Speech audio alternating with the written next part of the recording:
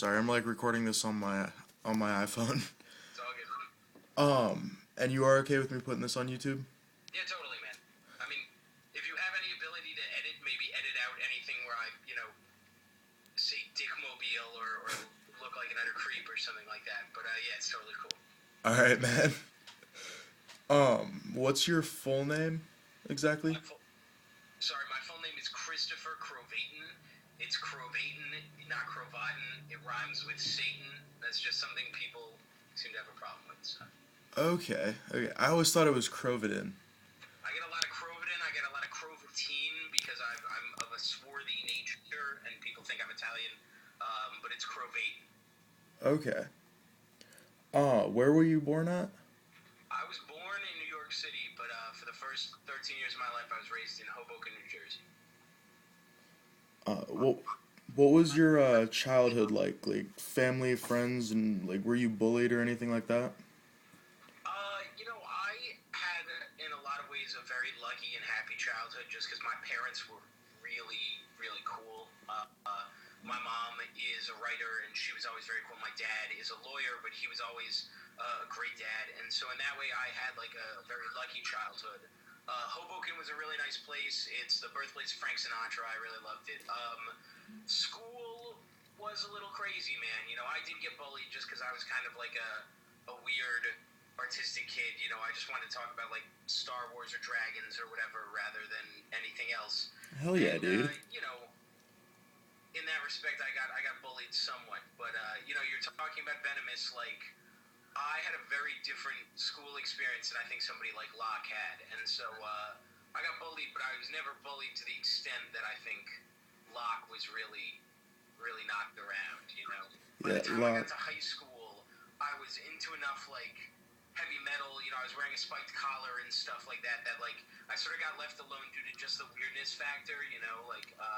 It was less like let's go pick on him because he's weird. More like I don't want anything to do with that kid. He's into some dark shit. And so overall, I had a bit of a high school experience than Locke. But yeah, my childhood was overall all right, man. Hell yeah, dude. I'm not one to complain too much about it. Yeah. Now you've only written Heavy Metal in You and Venomous so far? Yeah. I'm in the midst of writing a series of sort of younger kids horror books for HarperCollins, but Heavy Metal in You and Venomous are the two that I have out right now. Okay. Where did you get your inspiration from? Mainly from Heavy Metal in You, because that's by far between Venomous and Heavy Metal in You. Both of those are really good, but Heavy Metal in You is by far my favorite. And I've wondered for a long time, where did you get your inspiration for these books? Heavy Metal in You, where I got my inspiration, man, was music, man. Growing up and even to this day, music is the most important thing to me, man. I love writing, I love reading. I'm a huge fan and proponent of books, but music is what has always gotten me through, man.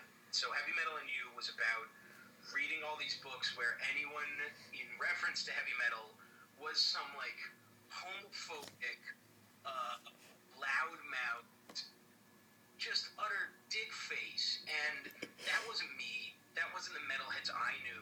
The metalheads I knew wanted to like read about Elizabeth Bathory and hang out and listen to Malignancy. And so Heavy Metal in You was about writing about my real life and about relationships as a teenager from the point of view of a metalhead who wasn't some utter fucking troglodyte, man, Yeah. When you're not like writing or practicing or recording with your band, like what do you do in your off time? In my spare time, it's hard because I try and write all the time, man. When I'm at home, I'm usually writing something, but in my spare time, man, I love New York City.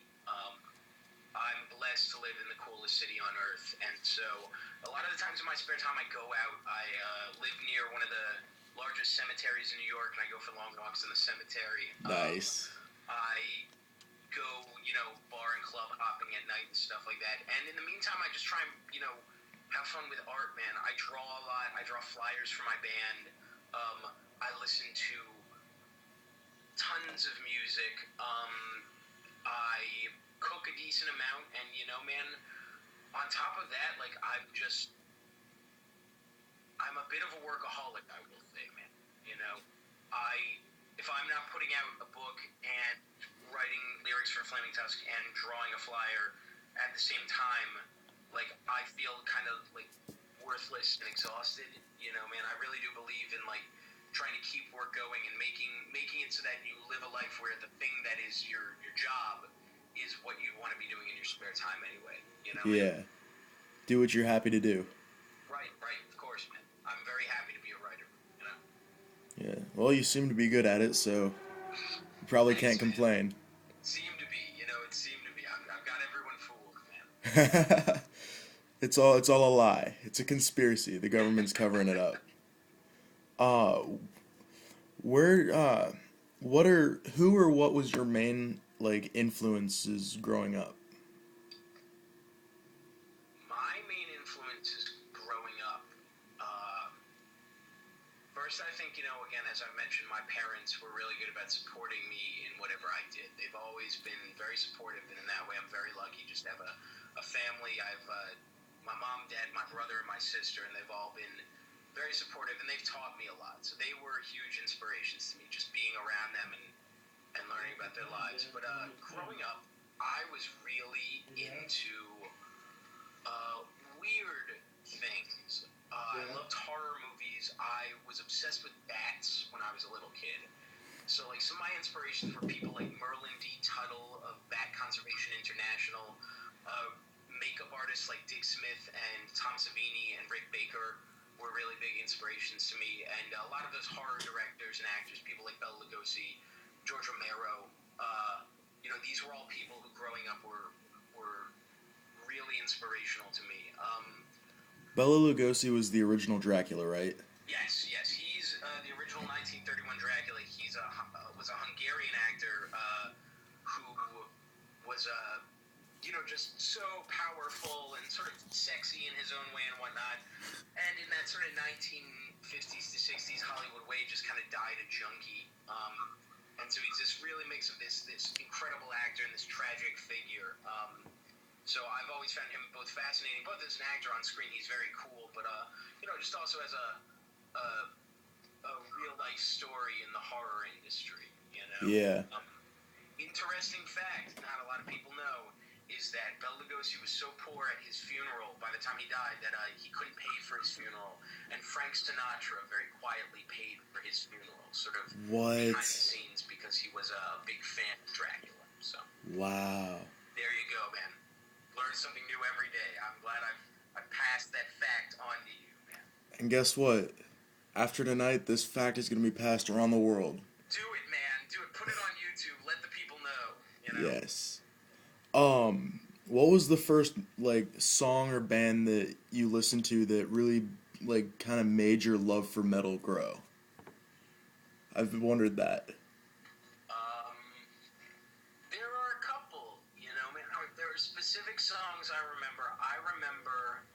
I write about it in Heavy Metal and You. The car trip where I heard Head Like a Hole by Nine Inch Nails. And that song was one of those songs where I was just like, I'm like 8 years old. I don't know about, anything really. I don't know about like sex or politics or money or anything. Yeah. But I heard it and was like, this is what I want to be doing. These guys have just, they know what they're talking about. Again, little did I know it was one dude in a basement with a huge soundboard, but Is that really what it is? I mean, Trent Reznor just does Nine Inch Nails, himself, man. And so that's the thing, is at the time I didn't even know what went into making music like this. It was just some scary, dark, rhythmic thing that was really powerful. Nice. Other than that, man, I remember Dracula by Rob Zombie being yes. That song kicked me around a lot. That song was awesome. What's up? That song was awesome. Yeah, man.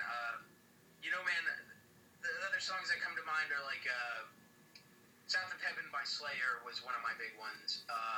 Where Eagles Dare by the Misfits was a huge song for me. But the song that I always come back to, almost like my beautiful girlfriend who I forget about sometimes, falling back to, is Blood Milk and Sky by White Zombie. Yes. That song is just that throbbing beat and that those lyrics. They're both about nothing and about everything, you know. And, yeah. God, I love that song, man. Thinking about it right now, I'm just like, why have that on my iPod? Like, I should listen to that on the way home. Those are the songs that really affected me. But that song specifically is one where I'll like never turn it off if it comes on. You know, man. Yeah. Was it hard being like a brand new author? Was it hard for you to find a publisher for your first book? For my first book, the thing is I had been working at Scholastic for David Levithan, who started Push. You know, David Levithan is like, he wrote a book named Boy Meets Boy. He's the co-writer of Nick and Nora's Infinite Playlist. And he was working at Push and had sent out some of the Push books to my mom, and she was like, I don't have time to read these, you read them. And I read them and sent him a bunch of emails about what I thought was wrong with them. And he hired me because of it. So I was lucky enough to be working there at the time and said, I've got this book, I've been writing for a while, it's about heavy metal, will you read it? And he read it and then came to me and was like, so we're going to publish this, which surprised the hell out of me. I thought he was going to help me shop it around or whatever. Man, it wasn't terribly hard. I didn't at the time have the problem that a lot of authors have, which is just you have this piece of work and you just need to find the human being who wants to, like, put some money behind it and let it grow.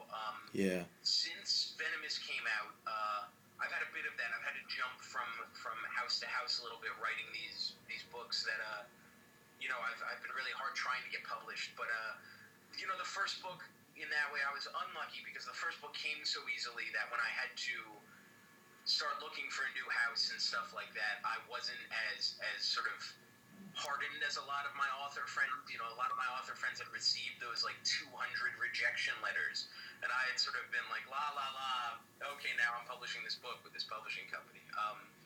But it is really hard, man, especially in this economy, especially with how many things are sort of done at this point, you can't write a vampire book anymore, man.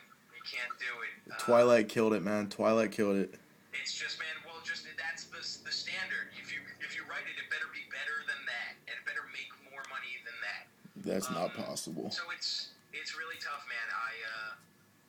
I feel for authors who are shopping their shit around and just can't get it looked at. It's a rough world in this publishing world right now, so. Now, honestly, one author that did really good with vampire books was Darren Shan with the Cirque du Freak series. Man, I never read those, but I liked how weird they looked. I suppose, I have nothing against Stephanie Meyer or whatever, but I've never really been interested in the Twilight books because they sort of seem like, girly. They're very Dracula-ian.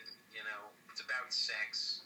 And the Cirque du Freak books look to be a bit more about like zany adventures and stuff like that. And I love stuff like that. It's a very good series. I would definitely recommend that. Word, man. Word.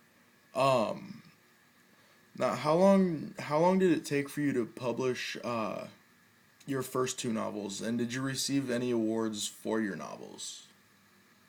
I didn't, man, because the awards thing just I write novels about angry young men who are like into metal or beat people up. Like I don't. Like, these books are very much expressions of sort of a rawer thing in me, so they're not sort of grand pieces of polished literature. But that said, I got a star review and book list for Heavy Metal and You, which is like a thing in publishing. It's one of those things that people told me a lot that it was a cool thing, so I learned to believe it. As for how long it took, I started writing Heavy Metal and You in high school. Just for the hell of it. Again, in my spare time, I wanted to write this story about a heavy metal kid. And I started writing Venomous once I had gotten Heavy Metal and You signed. Venomous was a bit more, Heavy Metal and You was a bit more, I'm going to write a book, and Venomous just flowed.